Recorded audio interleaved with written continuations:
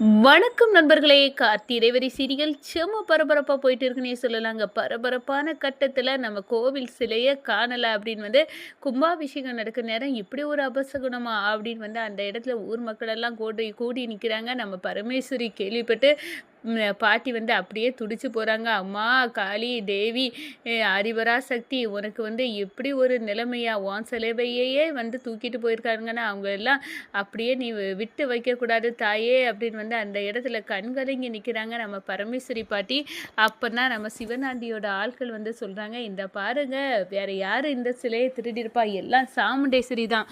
அவ தான் பத்திரிக்கை ஊர் சார்பா வீட்டுக்கு கொடுக்க போக நேரம், பத்திரிக்கையெல்லாம் நான் வாங்க மாட்டேன். இந்த கும்பாபிஷேகம் நடக்காதுன்னு தான் நான் நினைக்கிறேன். அநேகம் அப்படி சொன்னவா கண்டிப்பா இந்த சிலையை அவ தான் திருடியிருக்கணும்." அப்படின்னு நம்ம சாமுண்டேஸ்வரி மேல ஒரு பழிய தூக்கி போட்டாங்க. ஆனா அத முறியடிச்சு நம்ம சிவனாண்டியின் தோலை உரிச்சு சிவனாண்டி தான் அந்த சிலையை திருடுனது அப்படின்னு நம்ம ராஜா நிரூபிச்சு நம்ம ராஜராஜா கையாலே கும்பாபிஷேகத்தை நிகழ்த்தி வச்சுறாங்க நம்ம ராஜா. அதை பற்றி தான் இந்த வீடியோக்குள்ளே பார்க்க போகிறோம். அதுக்கு முன்னாடி சேனலுக்கு லைக் அண்ட் சப்ஸ்கிரைப் பண்ணுங்கள் ஃப்ரெண்ட்ஸ். பக்கத்தில் இருக்க பெல் ஐக்கானையும் கிளிக் பண்ணுங்கள். அப்போ தான் நான் போடுற ஒவ்வொரு வீடியோவும் நோட்டிஃபிகேஷனாக உங்களுக்கு கிடைக்கும். வாங்க ஃப்ரெண்ட்ஸ், வீடியோக்குள்ளே போகலாம். ஃபஸ்ட்டு எடுத்த உடனே பார்த்தோன்னா செம அதிரடியான பரபரப்பு கட்டம் தான். நம்ம சிவனாண்டியும் முத்துவேலும் கோணிப்பைக்குள்ளே திருடி சாமி சிலையை மறைச்சி அவங்க ஒரு இடத்துல வச்சுறாங்க. அதை நம்ம சாமுண்டேஸ்வரி தான் திருடியிருக்கா அப்படின்னு அந்த பழியை போடணும். விடிய பொழுது நம்மளுக்கானதாக தான் இருக்கணும். ஏன்னா ஊர் மக்கள் அப்போ தான் காலையில் பார்க்க நேரம் சாமி சிலையை திருடிட்டாங்க, யாரும் அங்கே இல்லை அப்படின்னு அந்த இடத்துல கொந்தளிக்கணும். அதே நேரம் சாமுண்டேஸ்வரி மேலே பழிபடுறதுக்காண்டி காளியம்மா அந்த சிலை மீது சாமி சிலை மீது இருந்த நகையெல்லாம் கலத்தி நம்ம சந்திரகலாகிட்ட கொடுத்து அப்படியே போட வச்சுருப்பாங்க. சாமுண்டேஸ்வரிக்கு வீட்டில் ஒரு ஓரமாக ஊர் மக்கள் யாரும் பார்த்தாங்கன்னா சிக்கனம், சாமுண்டேஸ்வரி தான் இந்த சிலையை திருடுனது கன்ஃபார்மாக, இதே எவிடன்ஸ் அப்படின்னு நம்ம சாமுண்டேஸ்வரி ஜெயிலுக்கு போகணும். ஊர் மக்கள் முன்னாடி அவள் அவமானப்படணும், கூனி குறுகி நிற்கணும். நம்ம இப்போ ராஜ சேதுபதியோட குடும்பமும் சாமுண்டேஸ்வரி குடும்பமும் எந்த காலத்துலேயும் ஒன்று சேரக்கூடாது. பரமேஸ்வரிக்கு எதிரியாக தான் சாமுண்டேஸ்வரி இருக்கணும். நம்மளுக்கு இதில் ஒரு நல்ல விஷயம் எல்லாம் இருக்குது அப்படின்னு நம்ம காளியம்மா முடிவு பண்ணி நம்ம சந்திரகலாட்ட கொடுத்து சந்திரகலா இந்த வேலையெல்லாம் செய்திருப்பாங்க. இந்த சைடு விடியும் பொழுதே ஊர் மக்கள் சாமி சிலையை காணலை அப்படின்னு ஒரு பெரிய போராட்டம் நடக்குது. "அம்மா தாயே காளி தேவி திருசூலி, உனக்கெல்லாம் இப்படி ஒரு சிலையே காணலை அப்படின்னு கேட்க நேரம் எனக்கு அப்படி கோபமாக வருதம்மா. கும்பாபிஷேகம் நடக்க நேரத்தில் படுபாவி யார் இப்படி சிலையை களவாண்டுட்டு போனா?" அப்படின்னு நம்ம பரமேஸ்வரி அப்படியே அடிச்சுக்கிட்டாங்க பாட்டி. நம்ம அந்த நேரம் தான் நம்ம சிவனாண்டியோட ஆட்கள் சொல்ல ஆரம்பிச்சுட்டாங்க, "வேற யார் பாட்டி எடுத்திருப்பா? எல்லாம் அந்த சாமுண்டேஸ்வரி தான். யாருன்னா ஊர் சார்பாக பத்திரிக்கை கொண்டு போன நேரம் இந்த சாமுண்டேஸ்வரி அப்படி ஒரு ஆணவத்தில் சொன்னா, இந்த கும்பாபிஷேகம் நடக்காதுன்னு தான் நினைக்கேன். கும்பாபிஷேகத்துக்கு நான் வரமாட்டேன் அப்படின்னு சொன்னால் அவ்வளோ திமிரா சொல்லியிருப்பானா?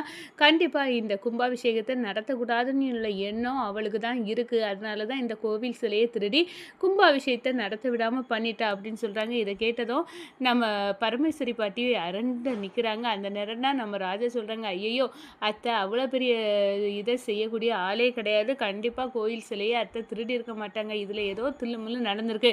நிச்சயமாக இதை சிவனாண்டி முத்துவேலு வீரமன் இவங்க தான் பண்ணியிருக்கணும்." அப்படின்னு அந்த இடத்துல நாசுக்காக கண்டுபிடிச்சிட்டாங்க நம்ம கார்த்தி. அதோட "இல்லை அத்தை இந்த தப்பை பண்ணியிருக்க மாட்டாங்க. எனக்கு நல்லா தெரியும். எனக்கு டைம் தாங்க, நான் நிரூபிப்பேன். அத்தை இந்த தப்பு பண்ணலை அப்படின்னு உங்கள்கிட்ட நான் நிரூபிக்கிறதுக்கு டைம் தாங்க." அப்படின்னு அந்த இடத்துல நம்ம ராஜா கேட்குறாங்கங்க.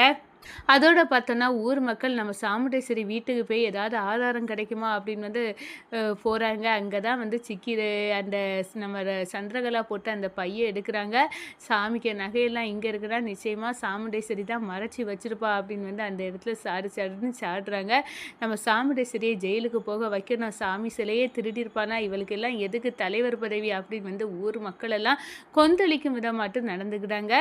இந்த சைடு பார்த்தோன்னா நம்ம ராஜா கண்டிப்பாக கண்டிப்பாக சிவனாண்டியும் முத்துவேலும் செய்த வேலை தான், அவன் எங்கே மறைச்சி வச்சிருப்பான் அப்படின்னு வந்து அந்த இடத்துல நோண்டி நொங்க எடுத்து சாமி சிலையை கண்டுபிடிச்சி கோயிலுக்கு கொண்டுட்டு வராங்க. இந்த வேலையை செய்தது அத்தை இல்லை, செய்தவன் வந்து சிவனாண்டியும் முத்துவேலை தான் அப்படின்னு வந்து அந்த இடத்துல நிரூபிச்சுறாங்க.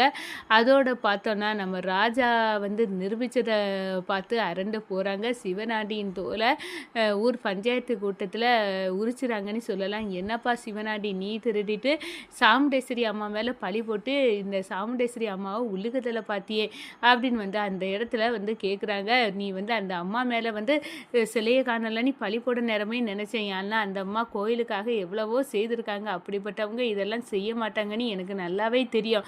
அந்த குடும்பத்தை போய் இப்படி நீ இழுத்து விட்டு அவமானப்படுத்தினது சாமியை அவமானப்படுத்தினதுக்கு சமம்.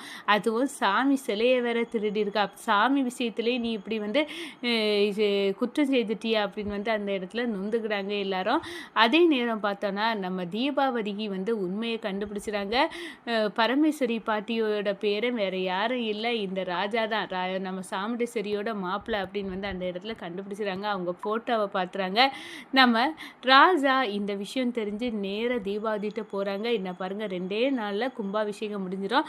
கும்பாபிஷேகம் முடிஞ்ச மறுகணமே நான் உண்மையை சொல்லிடுறேன், அதுவரை உண்மையை மறைங்க. அதுக்கு முன்னாடி சொல்லிடுறாங்கங்க, எப்படியாவது வந்து எங்கள் மாமா கையால் கும்பாபிஷேகம் நடக்கணும் அப்படின்னு வந்து எங்கள் தாத்தா ஆசைப்பட்டாங்க. எங்கள் அம்மா அதுக்காகவே உயிரை விட்டுட்டாங்க. நீங்கள் கண்டிப்பாக இந்த கும்பாபிஷேகம் நடக்கட்டும், ஊர் மக்கள் எல்லாருமே இந்த கோவில் கும்பாபிஷேகம் நடக்கணும் அப்படின்னு வந்து காவல் இருக்காங்க. நீங்கள் இப்போ கெடுத்துறாருங்க, 2 நாளைக்கு பிறகு உண்மையை சொல்லுங்கள். அதுக்கு முன்னாடியே நான் வந்து சாமுண்டேஸ்வரி அத்தைக்கிட்ட உண்மையை சொல்லிடுவேன். அதனால கண்டிப்பாக வந்து என் வார்த்தையை கேளுங்க, கண்டிப்பாக உண்மையை இப்போ சொல்லாதீங்க அப்படின்னு வந்து நம்ம ராஜா கேட்ட உடனே சரி, இவர் வந்து உண்மையை சொல்லிடுவோம் இந்த கும்பாபிஷேகம் முடிஞ்ச பிறகு அப்படின்னு தானே சொல்லாரு. கும்பாபிஷேகம் நல்ல விஷயம் நடந்து போட்டோம். அதுவும் இல்லாமல் அந்த சிவனாண்டி அந்த சிலையெல்லாம் திருடி சாமுண்டேஸ்வரி மேலேயே பழி போட்டா இந்த ராஜா தான் அதெல்லாம் தவிடுபொடியாக்கி காப்பாற்றினாரு. அப்படிப்பட்ட இந்த ராஜா சொல்லாருன்னா அர்த்தம் இருக்கும் அப்படின்னு வந்து அந்த இடத்துல தீபாவளி சரி ராஜா, நான் உன்னை நம்புகிறேன், கண்டிப்பாக வந்து நீ எந்த விஷயமும் சாமுண்டேஸ்வரிக்கு எதிராக செய்ய மாட்டான்னு எனக்கு நல்லாவே தெரியும், நான் நம்புகிறேன். நீ வந்து கண்டிப்பாக இந்த கும்பாபிஷேகம் நடந்த பிறகு நீ உன் அத்தைக்கிட்ட உண்மையை சொல்லிடு, அது வரைக்கும் உனக்கு டைம் தரேன் அப்படின்னு வந்து அந்த இடத்துல சொல்லிடுறாங்க. ரொம்ப நன்றிங்க அப்படின்னு வந்து நம்ம ராஜாவும் சொல்கிறாங்க. கோலாகலமாக வந்து கும்பாபிஷேகம் நடக்குது.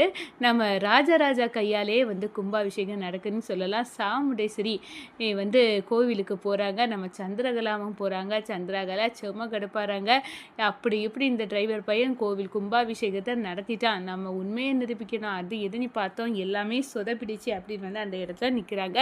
கோவில் கும்பாபிஷேகம் நல்லபடியாக நடந்த அடுத்த கணமே நம்ம ராஜா வந்து நாங்கள் தாத்தாவோட ஆசையை நிறைவேற்றிட்டோம், அதுவும் இல்லாமல் எங்கள் அம்மாவும் ஆசைப்பட்டது மாதிரி கோவில் கும்பாபிஷேகம் முடிஞ்சுது. இப்போ இனி உண்மையை மறைக்கக்கூடாது அப்படின்னு வந்து தீபாவளிக்கு கொடுத்த வாக்குப்படி உண்மையை வந்து சொல்ல போகிறாங்க. அத்தை, நான் வந்து உங்கள்கிட்ட உண்மையை சொல்லணும், என் மனசுக்குள்ளே இவ்வளவு நாள் பாடாப்படுத்தி என்னை உறுத்திட்டு இருந்த ஒரு குற்றத்தை நான் வந்து ஒத்துக்கொள்ள போகிறேன். என்ன மாப்பிள்ளை, நீங்கள் என்ன தப்பு செய்தீங்க அத்தை, நீங்கள் வந்து நினச்சிட்டு இருந்தது சரிதான், நான் தான் வந்து உண்மையான ராஜ சேதுபதியோட பேரன் அப்படின்னு வந்து அந்த இடத்துல போட்டு உடைக்கிறாங்க. அதிர்ச்சியில் சாமுண்டேஸ்வரி நிற்கிறாங்க.